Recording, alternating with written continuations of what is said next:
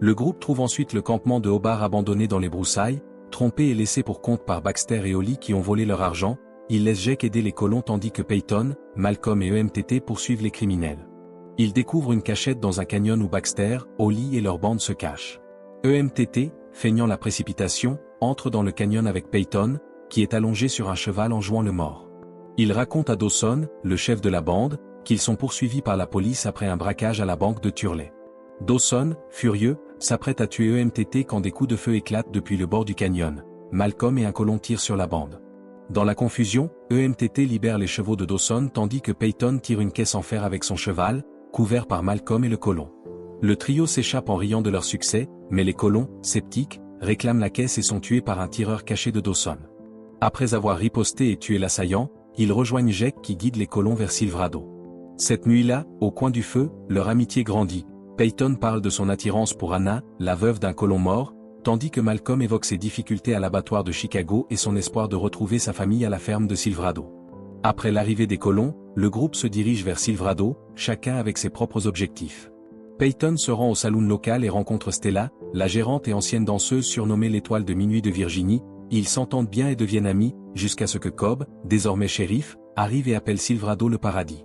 Pendant ce temps, Malcolm retrouve sa famille à la ferme, envahie par le bétail, son père Ezra caché dans une grotte après avoir été chassé par les hommes de McKendendrick. Ezra raconte la mort de sa femme et la situation difficile de sa sœur en ville. Déterminé, Malcolm promet de restaurer leur vie. Chez leur sœur, Jake et EMTT retrouvent la famille, tandis que le beau-frère, agent foncier, les met en garde contre la corruption sous le contrôle de Cobb. Jake et EMTT prévoient néanmoins de partir pour la Californie le lendemain. Le père de Malcolm va chercher de l'eau à la rivière et rencontre deux hommes de McKendendrick qui lui volent son fusil Henry et le tuent. Malcolm, endormi dans sa grotte, est réveillé par des coups de feu et découvre son père mort et le fusil disparu. Au saloon, Cobb accuse Kelly, partenaire de Stella, de vol et la licencie, lui proposant un poste de chef de la sécurité contre rémunération. Quand Kelly tente de tirer sur Cobb, celui-ci le tue. Peyton, qui doute de la relation avec Cobb, observe la foule rassemblée autour du corps de Kelly. Au milieu du tumulte arrive un joueur élégant nommé Slick, cherchant un jeu équitable, que Cobb envoie voir Peyton pour s'arranger. Pendant ce temps, Malcolm raconte la mort de leur père à sa sœur Ray, indifférente et mécontente de le voir. Malcolm la supplie de quitter la prostitution, mais elle refuse. Ailleurs, les colons, aidés de Jake et EMTT, pique-niquent quand une attaque des hommes de McKendendrick survient, tuant le bétail, brûlant des maisons et tirant sur les colons. Dans le chaos, Jake et EMTT ripostent et tuent certains assaillants, EMTT s'emparant du fusil Henry d'un d'eux.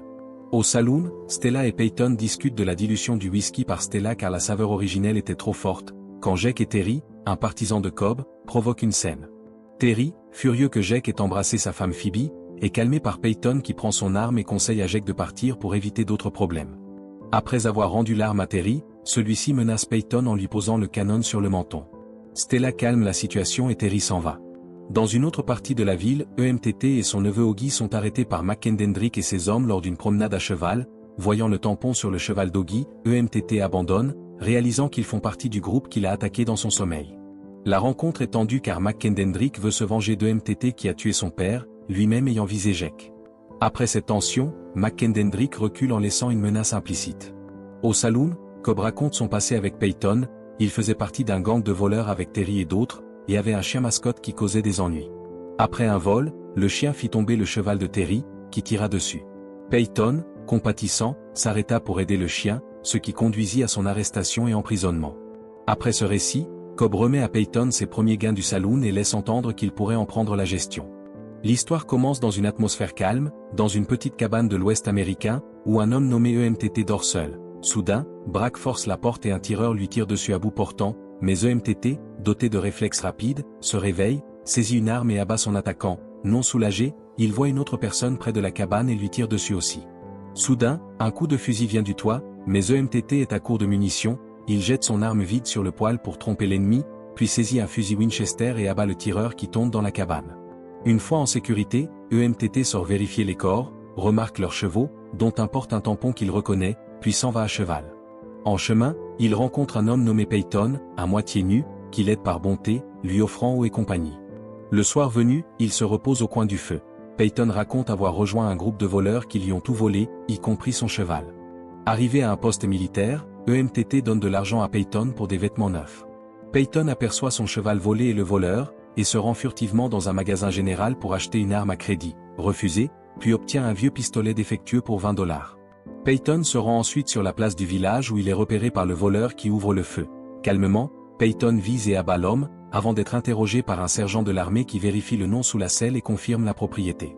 Cobb, un passant, épelle le nom de Peyton, qui reçoit de l'argent pour acheter des vêtements, y compris un chapeau étrange, et refuse poliment une invitation à une aventure vers l'ouest. Cobb rencontre alors Tyr, un homme dur et méfiant récemment libéré de chaîne, et ils discutent en évoquant un chien, ajoutant une atmosphère sombre. EMTT prévoit d'aller à Turley voir son frère Jake avant de rejoindre leur sœur à Silverado. Peyton intrigué, les accompagne. À leur arrivée, un vieil homme, au bar, les prend pour Baxter et Holly, et les gronde. Au bar mène un groupe de fermiers à Silverado. Peyton et EMTT sont mal à l'aise lorsque Baxter et Holly font des transactions suspectes avec Obar. Au restaurant de l'hôtel, un homme noir, Malcolm Alabama Johnson, demande une chambre et un whisky. Le réceptionniste hésite mais sert le whisky, tandis que le directeur ordonne à Malcolm de partir à cause de sa race. 3 hommes tentent de le chasser, mais il les maîtrise rapidement, provoquant une bagarre que le shérif John Langston met fin. EMTT et Peyton sont prêts à défendre Malcolm, mais Langston, conscient de l'injustice, lui ordonne de quitter la ville sans payer les dégâts. Langston explique qu'il est anglais, mais respecte la loi locale. EMTT explique qu'il cherche Jake, frère de MTT, qui est en prison pour avoir tiré sur quelqu'un en légitime défense lors d'un malentendu amoureux. La pendaison de Jake est prévue pour le lendemain à 10 h. EMTT prépare un plan pour le sauver, mais Peyton refuse d'aider. Au saloon, Peyton voit le voleur de son chapeau et revolver, et le tue rapidement. Langston arrête Peyton et le place en cellule avec Jake. Le lendemain, un garçon distrait Langston en lui disant que la potence est en feu. Jake libère Peyton avec une boucle de ceinture. Le shérif découvre la cellule vide et est menotté par Peyton. Jake était caché derrière Peyton. Il s'équipe et attend EMTT pour s'enfuir. Une fusillade éclate avec des habitants et Langston. Malcolm aide leur fuite en bloquant un adjoint avec son fusil. Langston, voyant le danger, arrête la poursuite. Malcolm rejoint Jake, EMTT et Peyton sur la route de Silverado. Cependant, Peyton refusa car elle ne voulait pas priver Stella de ses rêves. Cobb exprima son inquiétude face aux ennuis causés en ville par EMTT, Jake et Malcolm, et demanda à Peyton de ne pas s'immiscer dans leurs affaires, ce que Peyton accepta à contre-cœur. Pendant ce temps, en dehors de la ville, EMTT s'exerçait au tir avec le fusil du père de Malcolm et son propre pistolet. À court de balles, plusieurs hommes de McKendendrick, dont Tyr, l'attaquèrent avec des lassos et menacèrent de le tuer. « Tu n'es pas encore mort, monsieur ?» Il s'entraîne dur pour un combat, il a raté tout ça, dit Mal qui, du haut de la colline, tira dans le bras de l'un des hommes de Tyr et tua les autres, les forçant à fuir. « Je ne veux pas te tuer et tu ne veux pas mourir, dit Mal à EMTT. Malgré sa blessure, EMTT insista pour chercher son frère. Mal lui conseilla de se reposer et proposa de chercher Jake lui-même car ils étaient tous deux en danger. Mal parla à son frère Kader et des meurtriers de leur père et le convainquit d'organiser une rencontre avec Jake via Slick. Cependant, à son arrivée, c'est Cobb qui l'attendait, le battit et l'arrêta en exigeant de lui le lieu où se trouvait son ami EMTT, promettant un procès équitable suivi d'une pendaison de première classe. Lorsqu'il visita Mal en prison, la confiance de Mal en Peyton vacilla à cause de sa relation avec Cobb. Pendant ce temps, chez la sœur de Jake et EMTT, la situation devint tendue quand McKendendrick et ses hommes prirent le contrôle, arrêtèrent Jake en rentrant, incendièrent la maison pour détruire des documents fonciers importants, tirèrent sur leur beau-frère qui tenta de résister, assommèrent la femme de Jake et kidnappèrent Augie, témoin de l'incendie. L'information se répandit vite au saloon où Peyton et Stella accoururent. Stella mobilisa ses hommes pour former une brigade d'incendie d'urgence dirigée par Peyton, mais le feu était trop important. Cobb arriva, déplora la destruction et rappela à Peyton le risque de trop s'impliquer, le mettant en garde contre le danger que cela pouvait représenter pour Stella. Stella reprocha à Peyton son inaction. Dans le chaos, Ray apprit l'arrestation de Mal et récupéra en secret un poignard caché dans la chaussure de Slick. Lorsqu'un adjoint blessé par Mal l'emmena à lui et tenta de le fouiller, Ray le poignarda dans le dos, mais fut lui-même touché par balle. Mal maîtrisa l'adjoint, enfonça le poignard plus profondément et le tua. Cherchant la clé de sa cellule, un autre adjoint apparut, Mal lança le poignard et le tua. Stella comprit enfin pourquoi Peyton hésitait à agir. Cobb l'utilisait comme moyen de contrôle, ce qui la peina de voir un monde rempli d'oppressures. Peyton respectait la force de cœur de Stella mais craignait ce que Cobb pourrait lui faire. Peu après, Phoebe arriva et informa que Mal s'était échappé et avait laissé Ray inconscient dans un entrepôt. Mal retourna à la grotte et raconta à EMTT la nuit passée, y compris l'enlèvement d'Augie. Malgré sa blessure, EMTT se releva prêt à se battre, tout comme Mal, qui portait désormais son fusil et celui de son père défunt. Avec Peyton, ils se dirigèrent vers le ranch McKendendrick où ils provoquèrent une panique dans le troupeau, faisant fuir la plupart des hommes de Makendendrick.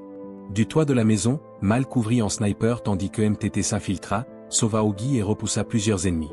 Ogi dit à EMTT que Jake aurait chuté d'une falaise, mais EMTT, connaissant les capacités de Jake, pensa que son frère faisait semblant d'être mort. Dans la grange, Peyton repoussa les assaillants et faillit être abattu par un homme armé avec le pistolet de Jake, mais Jake arriva soudainement en lançant une corde qui arrêta l'homme. Ensemble, ils vainquirent les ennemis restants et rejoignirent EMTT et Ogi sur le toit. Mal faillit être abattu mais tua son agresseur grâce à un avertissement de Peyton. Le groupe quitta le ranch et retourna à Silverado. À la sortie de la ville, ils laissèrent Ogi au cimetière puis se préparèrent à affronter les hommes de Cobb. Jake entra dans le saloon attirant l'attention de Thierry et d'un adjoint. Pour ne pas faire de bruit, Jake avait enlevé ses chaussures et se cacha sous la scène du bar de Stella. Thierry et l'adjoint se séparèrent, Jake sortit, les appela et les abattit simultanément. Mal se précipita à l'entrepôt, trouva Ray blessé et vit Slick déjà là. Slick dit que Ray avait besoin de soins, mais tenta de tuer Mal avec un petit pistolet dissimulé. Mal fut plus rapide, désarma Slick puis le poignarda dans l'estomac avec le poignard, mettant fin à la menace. Pendant ce temps, Ahmed chevauchait en ville à la recherche de Makendendrick. Ils engagèrent un duel féroce à cheval. Ahmed tira sur le sniper de Makendendrick mais perdit son fusil lorsqu'il fut blessé à la jambe, tombant son pistolet. Il attira alors Makendendrick de l'autre côté de la ville, grimpa sur une plateforme et fit sauter son cheval, qui s'écrasa sur la tête de Makendendrick, le tuant sur le coup. En même temps, Peyton et Cobb se préparèrent pour un duel typique du Far West, Stella regardait anxieusement. Ils se dirent adieu avant que Cobb ne tire le premier, mais Peyton fut plus rapide et tua Cobb. Peyton remit lentement son arme au fourreau. Au saloon, Peyton et Stella savourèrent enfin un verre de leur meilleur alcool. EMTT et Jake firent leurs adieux et partirent pour la Californie comme prévu, confiant que leur famille était maintenant en sécurité. Mal et Ray retournèrent à la ferme de leur père. Alors que tous partaient, Peyton, désormais portant le badge de shérif de Silverado, semblait prêt à épouser Anna, la colon. Dans une vie de défis et d'incertitudes, courage, loyauté et prudence sont les clés de la survie. Toujours se protéger, faire confiance seulement aux vrais loyaux, ne pas craindre d'agir vite quand les circonstances l'exigent, mais surtout ne jamais perdre espoir ni humanité face au mal et à la trahison, car au-delà de la dureté du monde, la véritable amitié et l'amour seront la lumière qui nous guidera vers la paix et le bonheur.